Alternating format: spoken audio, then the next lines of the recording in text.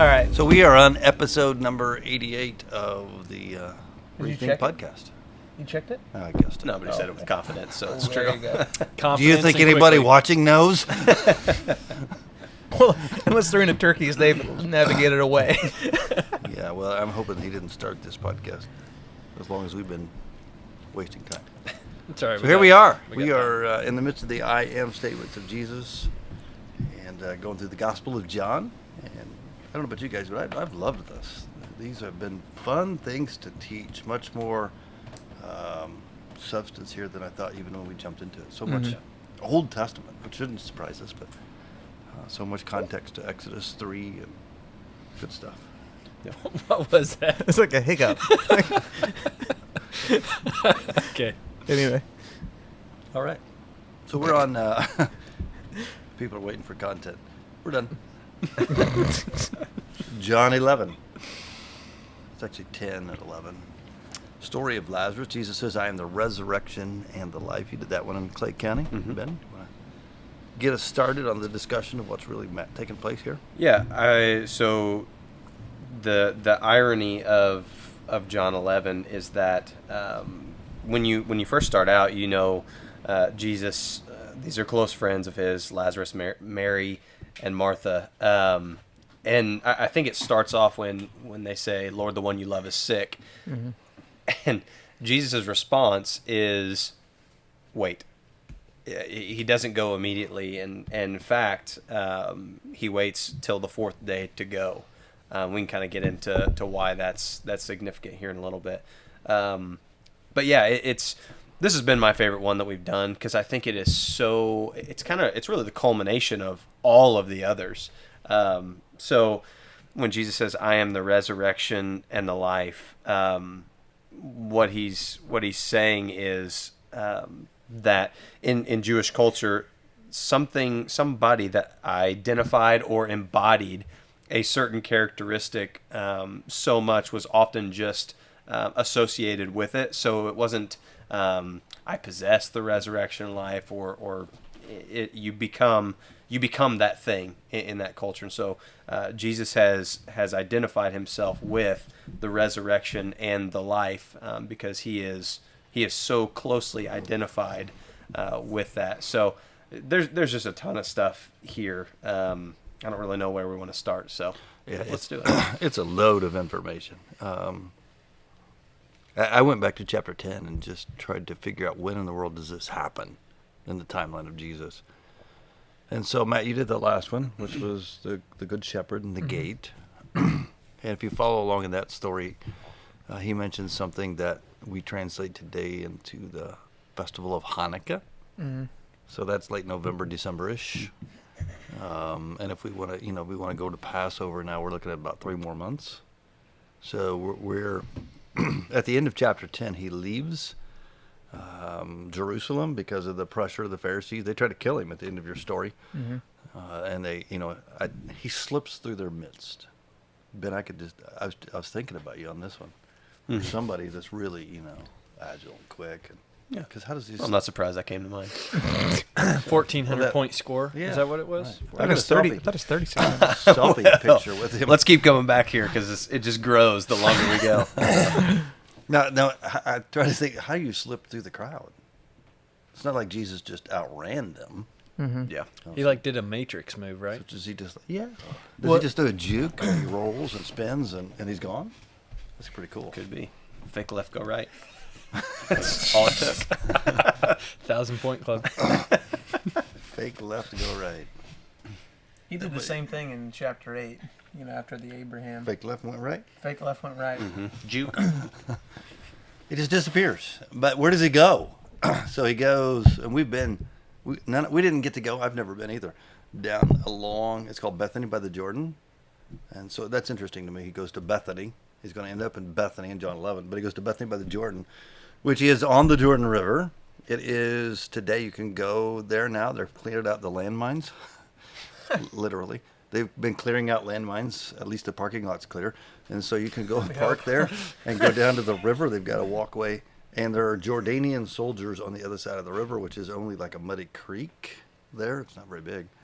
And the Jordanians are there. They watch. And You can go out in the water actually and do baptisms now. It's kind of muddy right there because it's before it gets to the Sea of Galilee. But you can go down there and you're getting lost in all the detail here, but that's what the podcast is for and the extras. And so you go down there, and that's the place where Jesus was baptized by John the Baptist. That's probably the place where the Israelites, if you want to go way back, it's the area at least where they come to the Jordan, and they send the spies into Jericho, and they cross the Jordan and on dry land and go and take Jericho, or God takes Jericho for them. So that's where he goes. And he's there, it seems like, about 3 months if you look at the time lapse. So between chapter 10 and chapter 11, there's 3 months passage, and John doesn't tell us that. But that's what happens. That's kind of cool. Are there 2 Bethanies? There are 2. There's Okay. probably a bunch of them, because there's one Because to the north of here. I up by think Springfield. I've heard it said both ways, that he went to Bethany by the Jordan, but also the one that's right overlooking Jerusalem on the So Mount of that's where Olives. Mary, Martha, and Lazarus lived. Okay. So he goes, they find him, they send a messenger from Bethany by Jerusalem, which is, if you remember right, we're up on the Mount of Olives, and just over the backside of that hill, that's where Bethany's at. But it's Palestinian, so we didn't go there. Yeah. But you can go there. You can go to the Tomb of Lazarus, which is on my next trip to Israel's agenda. Cool. That's a whole other side story, but let's take it anyway. You go to that tomb. You can go to that tomb, and it's down low. It's probably pretty authentic. And so you've got this low entrance with a stone that they could roll across it. And I just envision at the end of the story, Lazarus hopping out, wrapped up in grave clothes. I mean, he says, come out. He's all wrapped up in there. That's pretty cool. But anyway, Jesus is down by there. They send a messenger, Lazarus is sick.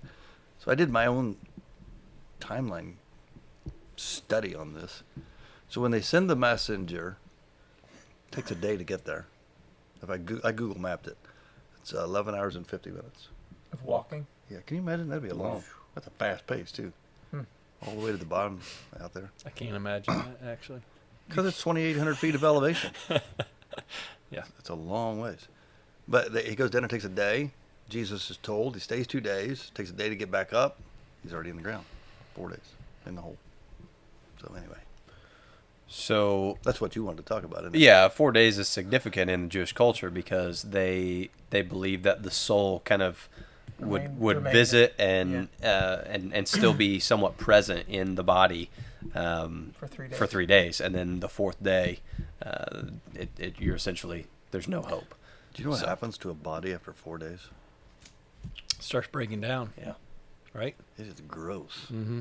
I mean, you get rigor mortis sets in first, and then after half a day or so, rigor mortis stops, and you get soft, and then you start to bloat, and that's gross. Mm-hmm. By 4 days, you've got green ooze coming out of your orifices. That's disgusting. So, Your blood has cooled to the lower portions. If you're laying on your back, it's on your back or whatever. You stink. I mean, like, we've all field dressed a deer. Mm-hmm. If you wait an hour or two, it's horrendous. Can you imagine what 4 days would do? nope. He's dead. Way dead. Pleasant, isn't it? Yeah, I'm just thinking about my buddies who, they shoot a really good buck and then they don't want to field dress it until the trophy pick's done. Sometimes it takes a day. Mm-hmm. It's disgusting. That's bad. Disrespectful, too. I'm just saying. So the 4 days is significant, though, Ben. I think you're onto the key reason why the 4 days is there, because there's no doubt. There is no doubt that he is dead. Not just physically, but philosophically, the way that they looked at life and death. He's dead. And I got to contemplating this, and maybe it's something for us to kick around a little bit. The idea that these folks, Mary, Martha, and Lazarus, may very well have seen the healing of the resurrection of Jairus' daughter, but that's an instantaneous resurrection. She's just dying. He's resurrected her. Remember the story where they're on the funeral procession, and there's the widow's son who's being carried out to be buried. We know he died that day because they buried the same day. Mm-hmm. And Jesus' traveling party intersects the funeral procession, and he resurrects the boy from the dead. But again, same day. Right? So this is why I think he waits 2 days where he was, making it a 4 day process. But I got to thinking about, just because they had seen those resurrections, even if you remove from them the Jewish concept of a 4-day wait until it, was verifiably dead, it's just a lot easier to believe a miracle in somebody else's life than in your own. Does that make sense? Like, it's a lot easier to believe and to have hope in something when it doesn't really affect you personally, emotionally. But you throw into this your own grief, the emotions of loss. I mean, when we're dealing with faith issues in our own life or with people that we love, it's all of a sudden it's reality check. Mm-hmm. Yeah, but he raised somebody from the dead. Mm-hmm. Now it's somebody I love. I believe you can have eternal life through Jesus, through faith. Now somebody I love. It's just totally different. I don't know. I was thinking about that as I prepared the message for this. It's like, this makes it real. And all of us have to walk this pathway. I mean, it's got to be real at some point in all of our lives. And it's one thing to teach it, to talk about it, even to have faith, but when it really counts, like I'm dying or somebody I love is dying, is Jesus enough? Yeah. Mm-hmm. Well, I think that's kind of the posture that Martha has taken, because if they've seen those miracles, and no doubt they've at least seen some of Jesus's ministry, she says when Jesus tells her your brother will rise again, well, she's like, well, yeah, I know, at the last day, I know he'll rise again. And so I do think she's looking at it not instantaneously. She's looking at it long term. Like, yeah, I know. Her Christology is pretty good. It is. Mm-hmm. Yeah, it is. Yeah, she makes a big claim in that. Yeah. Mm-hmm. That she believes that Jesus really is the Messiah. Yeah. Yeah. Where does that go in your, in the moment, though, is the question. Right. Let's talk about Mary and Martha for a second, though. Do you remember which one was sitting at the feet of Jesus when he came to their house? Be recorded in Luke 10, I think it is. Which one was sitting at his feet? Mary is at her. Mary. Yeah. Martha is in the kitchen taking care of business. I don't know. I find that personalities affect how we respond emotionally. But Martha's the one who runs out first. Mary's still sitting there grieving. Mm-hmm. Martha runs out. That's just who she was. Yeah. Right? Got to do something. Got to go somewhere. Got to get some answers. Mm-hmm. I mean, I think this story is a huge piece of even Jesus's predicting his own death and then predicting his own resurrection. Mm-hmm. Yeah. Because it's almost a pre, I use the term preemptive strike on death because he's showing that he has power and authority over death, and he can speak it into existence in someone else's life. Mm-hmm. And when he says, I can lay down my life and I can take it back up, the claim of being completely divine and that he can do that as well. And he predicts that. So it's a foreshadowing of what's coming. Lazarus just happens to be the beneficiary in the moment, depending on how you view that story. Was Lazarus really happy about it or not? I don't know. Yeah. But it's to show that he has power and authority over everything. And I think it's to give them hope of what is to come. Mm-hmm. When he starts talking about, I'm going to go die for the sins of the world. Mm-hmm. Yeah. But it's not going to be the end. Yep. If you notice these I am statements, and this is the first time I've noticed it in this series, but he gets increasingly more pastoral, if you will, the further he goes. So, like, I'm the bread, John 6. John 8:12, I'm the light. John 8:58, before Abraham was, I am. John 10, I'm the gate, I'm the good shepherd. I am the resurrection and the life. And then he goes to John 15, I'm the vine. It's just like, I think he's making a transition from I'm here to help you in the here and now to the then and there. He gets personal. It becomes know what I mean? Yeah. I love that transition here because he's coming your right to give him hope, and he's like, I will be your resurrection. Mm-hmm. A preemptive strike, I like that because this is a foretaste of what's coming next, right? And we've talked about this before. I've said miracles are for a few in a moment. what God wants to do for everybody for eternity. Mm-hmm. And so the resurrection of Lazarus is just to tell us that there's hope. You know, not just when he dies that there's hope, but when we die, there's hope, because he has the power to resurrect from the dead. I mean, contemplate that a bit. Lazarus has been dead for 4 days. His body is rotten. And Jesus has come out. It's whole, he's healthy, and he's alive. Mm-hmm. Yeah, so it's not just he brought him back to life, he's fully restored. Yeah, he doesn't stink anymore. Which is a picture of eternity as well. It's not just, he breathed enough life into you to get you back going and on the healing process. No, you're fully restored. Whatever killed him is gone. Mm-hmm. Think about that part. Did he die of a heart attack? Did he die? Evidently, he died of something pretty quickly. I think he died right after the messenger was sent. Because to get to the 4-day process, that's where it pretty much had to be. Yeah. Whatever killed him is cured. That's what to contemplate. Yeah.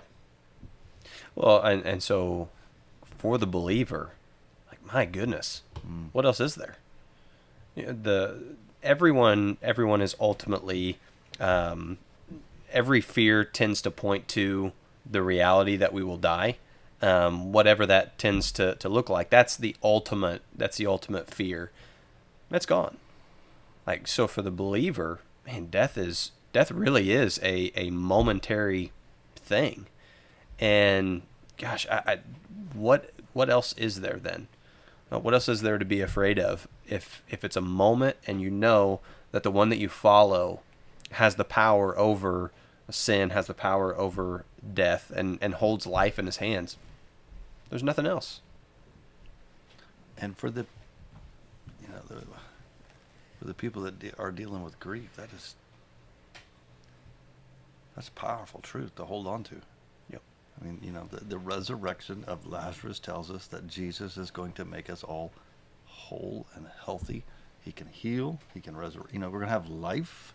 That death. I love the way he talks about. He says he's asleep. Yeah. Right. And he's already dead in the story. He's just sleeping. But that's because this is a God-oriented perspective. In views of the soul, he's alive. Mm-hmm. Which brings you to, you alluded to this. It's like, I don't know if Lazarus really benefited from this or not, because he's got to come back and deal with 2 sisters. Mm-hmm. Yeah. Right? Yeah. He's got to come back. He's got to die again. Mm-hmm. He's got to pay his taxes. Yeah. Mm-hmm. Probably have to get a job again. I'm sure he lost that one for not showing up for a few days. And so, well, even the disciples think when Jesus talks about this that it's natural sleep, right? So like they don't even comprehend. Let him sleep, Jesus. He'll get better. He'll get better. Just let him fall asleep. he's resting. Yeah, and then he tells him in verse 15. He's like, or 14, or it is 15. He's dead. And for your sake, I'm glad that I was not there, so that you may believe. So that brings me to a key piece, I think, in this belief. Mm-hmm. Yeah. I think there's ultimately two themes in this. He mentions the first one in verse 5. He's gonna die so that God will be glorified. Yeah. Verse 4. Meaning Jesus already knows how the story ends, right? Like God knows how every story ends. He knows how this one ends. And so he says that God will be glorified and that you may believe. I think that is 2 things that can be tied to everything that Jesus does. Mm-hmm. Yeah. May God be glorified and may people come to believe. And that's just essential to what's going on. But did Lazarus want to come back? Why would he have wanted to? You know what I mean? Yeah. You think his life was different? Wow. Yeah. So if you had the chance to live over again, how would you live differently? Chapter 12, which we're not going to deal with in this series, but chapter 12 is a dinner at their house. Yep. It's the one where Mary pours the perfume on his feet. Right? So knowing that's post-raising of her brother from the dead, although it's referenced in chapter 11 to let us know who she is, hadn't happened yet. When she does that act of extravagant love, right? Man, you talk about the context. This guy has raised my brother from the dead. But you got Jesus there, you got the disciples there, and Lazarus is seated there. Mm-hmm. You talk about a dinner conversation. Dude, did you see Moses? Yeah. You know, Yeah. did you see Elijah? Did you see Grandma?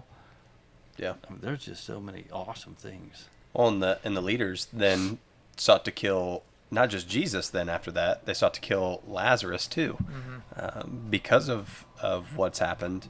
It says that many believed in Jesus because of that, and so the plot kind of thickens. In okay, now we've got to get rid of two guys to stop this movement. How blind is that? Yeah.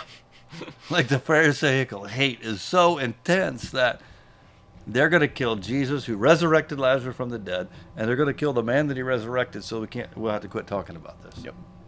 I'm sorry, but you can't hush up a story like that. No.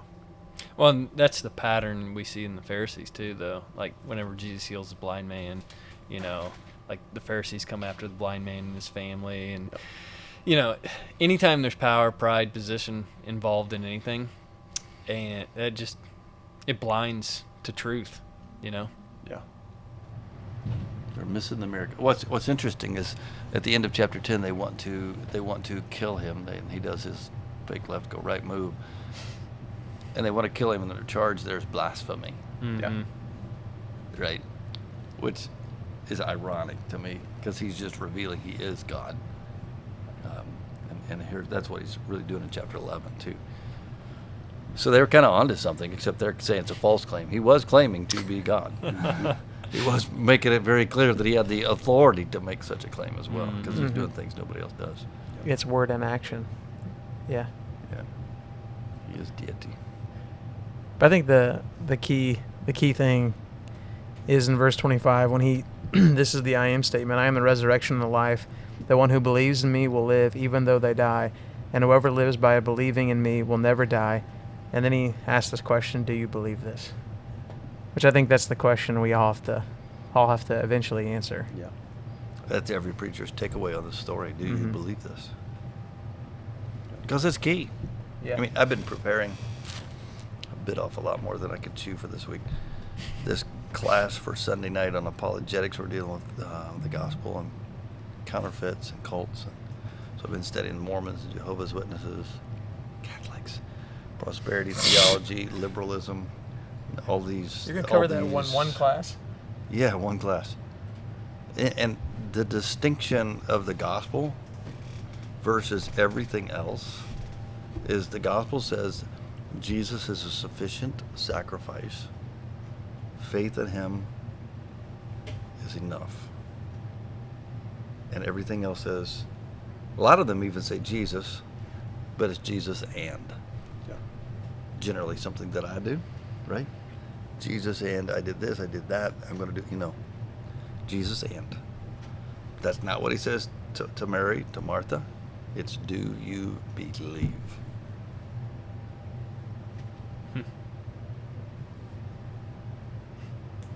I'm a believer.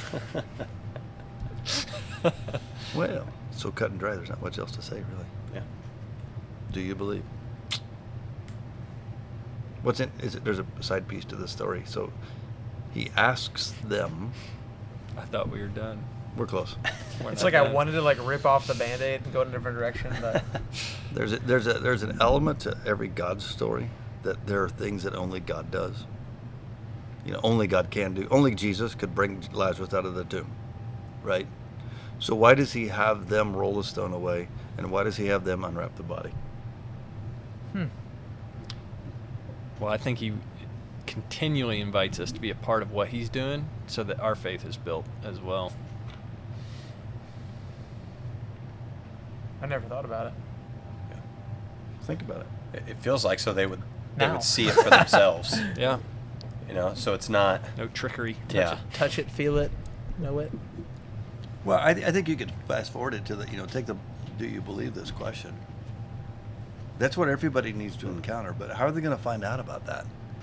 Well, there's a part in the story that we play in that we share the gospel. We share the good news.